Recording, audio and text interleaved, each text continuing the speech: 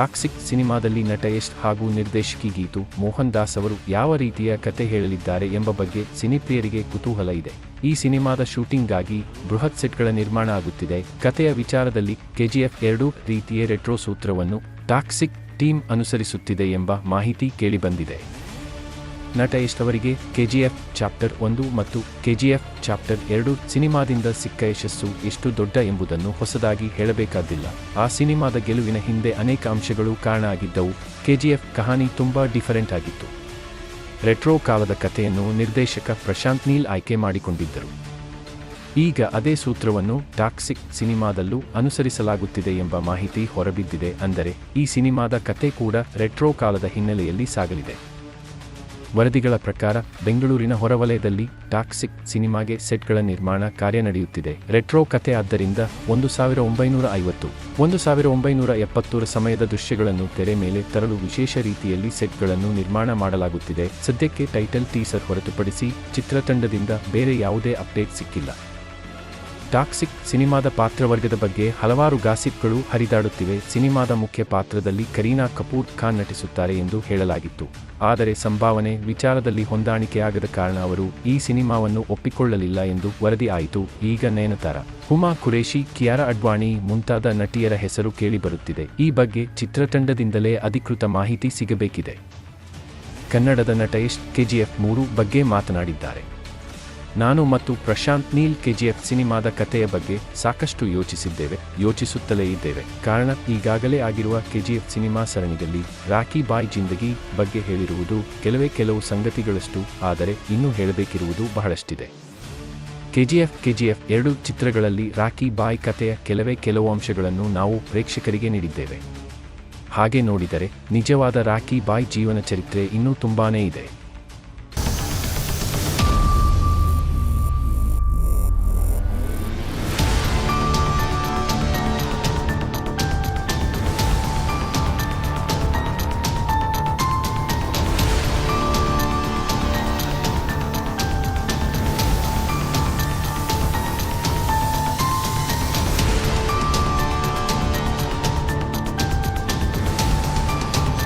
ನಾನು ಹಾಗೂ ಪ್ರಶಾಂತ್ ನೀಲ್ KGF 3ಗೆ ಸಾಕಷ್ಟು ಸೀನ್ಗಳನ್ನು ಈಗಾಗಲೇ ಯೋಚಿಸಿ ರೆಡಿ ಮಾಡಿ ಇಟ್ಟುಕೊಂಡಿದ್ದೇವೆ.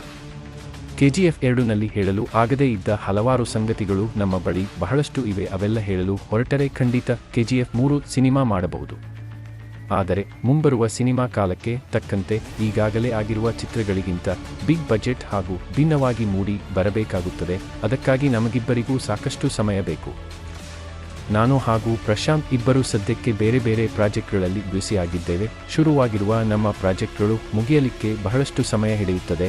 ಅದರ ಮಧ್ಯದಲ್ಲಿ ಹೊಸ ಸೀನ್ಗಳ ಬಗ್ಗೆ ಯೋಚಿಸಲು ಸಿಗುವುದು ಅತ್ಯಲ್ಪ ಸಮಯ ಮಾತ್ರ. ಆದರೆ ಇಬ್ಬರೂ ಒಂದು ಕಡೆ ಕುಳಿತು ಚರ್ಚಿಸಿ ನಿರ್ಧಾರ ಕೈಗೊಳ್ಳಲು ಇಬ್ಬರಿಗೂ ಸಮಯದ ಈಗ ಅಭಾವವಿದೆ. ಆದರೆ ಮುಂದೊಂದು ದಿನ KGF ಸಿನಿಮಾ ಬರಬಹುದಾದ ಎಲ್ಲ ಸಾಧ್ಯತೆ ಇದೆ. ಏಕೆಂದರೆ ಈಗಾಗಲೇ ನಮ್ಮ ಬಳಿ ಚಿತ್ರಕ್ಕೆ ಬೇಕಾದ ದೃಶ್ಯಗಳು ಬೇಕಾದಷ್ಟಿವೆ ಎಂದಿದ್ದಾರೆ ರಾಕಿಂಗ್ ಸ್ಟಾರ್ ಯಶ್. ಕನ್ನಡದ ನಟ ರಾಕಿಂಗ್ ಸ್ಟಾರ್ ಯಶ್ ನಟನೆ ಹಾಗೂ ಪ್ರಶಾಂತ್ ನೀಲ್ ನಿರ್ದೇಶನದ KGF ಹಾಗೂ KGF 2 ಸಿನಿಮಾ ಖ್ಯಾತಿ ಮತ್ತು ಗಳಿಕೆ ಬಗ್ಗೆ ಇಡೀ ಪ್ರಪಂಚಕ್ಕೆ ಬಹುತೇಕ ಗೊತ್ತು. KGF ಭಾರೀ ಸದ್ದು ಮಾಡಿತ್ತು. ಆದರೆ ಅದಕ್ಕಿಂತಲೂ KGF 2 ಚಿತ್ರದ ಕಲೆಕ್ಷನ್ ಬಹಳಷ್ಟು ಹೆಚ್ಚಾಗಿತ್ತು. KGF 2 ಸಿನಿಮಾ ಸ್ಯಾಂಡಲ್ವುಡ್ ಮಟ್ಟಿಗೆ ಹೊಸ ದಾಖಲೆ ಬರೆದಿತ್ತು. ಆದರೆ ಇದೀಗ ಬಂದ ಹೊಸ ಸುದ್ದಿಯ ಪ್ರಕಾರ ನಟ ಯಶ್ ಅಭಿನಯದ ಸಿನಿಮಾ KGF 2 ಭಾರತದಲ್ಲಿ ಹೊಸ ದಾಖಲೆ ಬರೆದಿದೆ. ಅದೇನೆಂದರೆ ಇಲ್ಲಿಯವರೆಗೂ ರಾಜಮೌಳಿ ನಿರ್ದೇಶನ, ಜೂನಿಯರ್ NTR ಹಾಗೂ ರಾಮ್ ಚರಣ್ ಅಭಿನಯದ RRR ಚಿತ್ರವು ಭಾರತದಲ್ಲಿ ಗಳಿಕೆ ದೃಷ್ಟಿಯಿಂದ 3ನೇ ಸ್ಥಾನದಲ್ಲಿ ಇತ್ತು. ಆದರೆ ಈಗ ಸಿಕ್ಕಿರುವ ಮಾಹಿತಿ ಪ್ರಕಾರ KGF 2 ಚಿತ್ರವು RRR ಚಿತ್ರದ ಗಳಿಕೆಯನ್ನು ಹಿಂದಿಕ್ಕಿ 3ನೇ ಸ್ಥಾನವನ್ನು ತನ್ನದಾಗಿಸಿಕೊಂಡಿದೆ.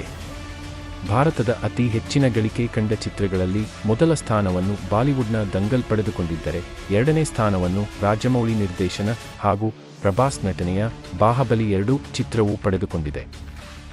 ಒಟ್ಟಿನಲ್ಲಿ ಕನ್ನಡಿಗರ ಸಂಗಮ ಎನಿಸಿದ್ದ ನಟ ಯಶ್ ಅಭಿನಯ ಹಾಗೂ ಪ್ರಶಾಂತ್ ನೀಲ್ ನಿರ್ದೇಶನದ KGF ಚಿತ್ರವು RRR ಚಿತ್ರವನ್ನು ಕಲೆಕ್ಷನ್ನಲ್ಲಿ ಹಿಂದಿಕ್ಕಿ ಮುಂದಿನ ಸ್ಥಾನವನ್ನು ಅಲಂಕರಿಸಿರುವುದು ಕನ್ನಡಿಗರಿಗೆ ಹೆಮ್ಮೆಯ ಸಂಗತಿಯೇ ಸರಿ. ಪ್ರಭಾಸ್ ನಾಯಕತ್ವದ ಸಲಾರ್ ಬಳಿಕ ಸದ್ಯ ಪ್ರಶಾಂತ್ ನೀಲ್ ಅವರು ತೆಲುಗು ಚಿತ್ರರಂಗದತ್ತ ಮುಖ ಮಾಡಿದ್ದು ಜೂನಿಯರ್ NTR ನಟನೆಯ ಚಿತ್ರದ ಕೆಲಸದಲ್ಲಿ ತೊಡಗಿಸಿಕೊಂಡಿದ್ದಾರೆ.